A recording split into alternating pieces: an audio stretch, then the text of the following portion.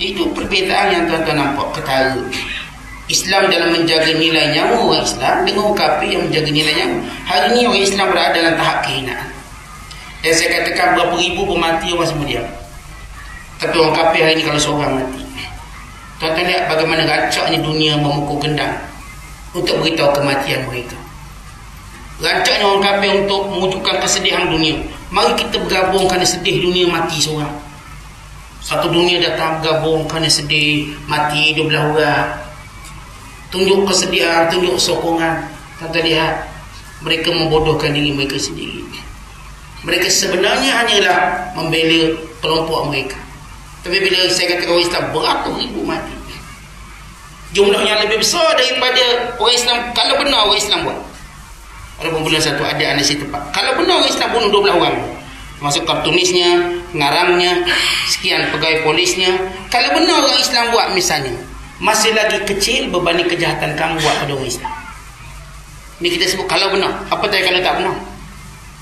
Kami bunuh 12 orang, kami bunuh, kamu bunuh kami berjuta orang. Lalu kamu kata kami kejam, kami pengganas, seolah kamu bersih, seolah kamu tak ada masalah. Tuan-tuan, mereka cuba ajar kita mantik yang salah, logik yang tak betul. Tapi orang Islam ni bukan orang bodoh, mereka orang yang diperbodohkan oleh mereka. Saya nampak benda ni sebagaimana disebut dalam hadis Nabi SAW. Walaupun kita katakan hari ini pemimpin negara Islam bodoh belaka, kerana mengikut terunjuk orang kafir. Dia cuba menyedarkan mereka para alim ulama. Tapi tuan-tuan disebut dalam satu hadis, ia mengembirakan kita tapi kita tak tahu bila. Bila mana orang Islam bergabung dengan orang kafir memerangi satu kumpulan, sehingga apabila mereka menang lalu mereka berkata ini kemenangan tentera salib, dan itu mengundang kemarahan orang Islam. Kalau seorang Islam mengambil bendera salib dan dipatahkan, maka mula berlaku peperangan antara dua agama Islam dan Kristian. Peperangan ini mereka sebut, barat sebut sebagai peperangan Armageddon atau Hormageddon. Peperangan yang juga mereka tunggu, yang disebut dalam nas kitab Taurat dan Injil. Armageddon satu perang yang dianggap perang terakhir dunia, akhir last sekali, yang mereka sentiasa fikir perang ketiga. Armageddon ni tuan-tuan satu benda yang ditunggu oleh mereka.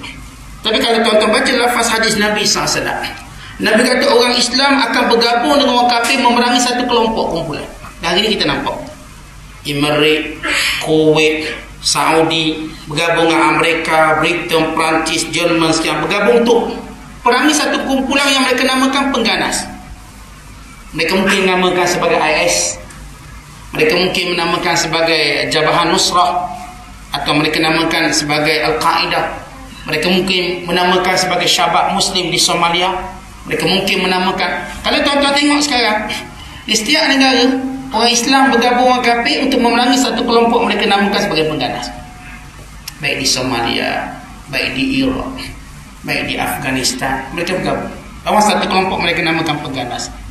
Baik di negara-negara yang lain.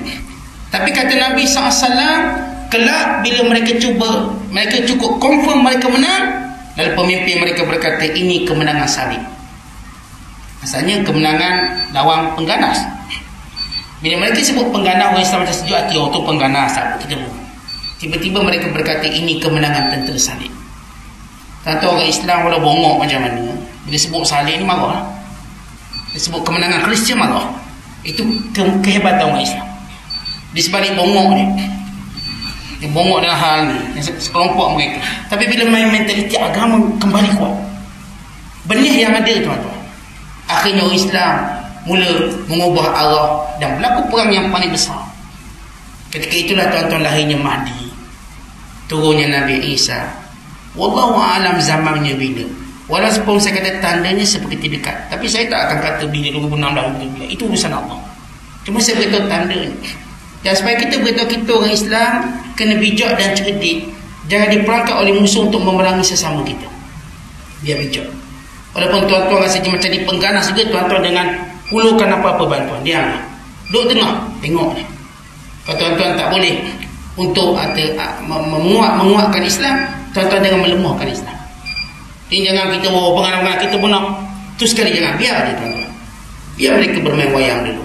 kelak wayang itu tetap akan dihiburkan, akan ditunjukkan hakikatnya apa. Tapi kita tak nak campur. Kita bila campur ini fitnah. Kalau tuan-tuan campur, jangan. Tuan-tuan nak pergi atas seorang, nak pergi kahwin dengan mana-mana orang, tangkap. Nak pergi peluk nak pergi peluk suami sendiri, kena tangkap. Nak peluk K-pop tak apa, tak kena tangkap. Kalau seorang tu nak pergi jumpa suami dia dekat Iraq, sekian-sekian, kat airport kena tangkap, penjara sama hidup. Itu dia punya fitnah sekarang. Tuan-tuan dengan terlibat. Ia fitnah. Tapi jangan menghulurkan tangan membantu. Ya, kita buat macam biasa. Cuma kita berdoa semoga satu hari nanti kebenaran itu akan nampak oleh semua pihak. Supaya orang Islam bergabung tenaga, melihat musuh mereka yang satu. Hari ini kalau tuan-tuan tolong seperti fitnah, tuan-tuan duduk dengar. Kalau tuan-tuan tak kuat mengharungi fitnah, diam. Doa pada Allah. Semoga Allah tunjukkan satu hari nanti. Allah beri kita kekuatan. Ini semua fitnah ke zaman. Namun Islam, Allah janjikan akan naik. Allah janjikan Islam tetap bertambah, tetap kuat. Dan masalah umat Islam ini dia perlu dijaga. Yang kita sebut tadi masalah umum mengatasi masalah peribadi.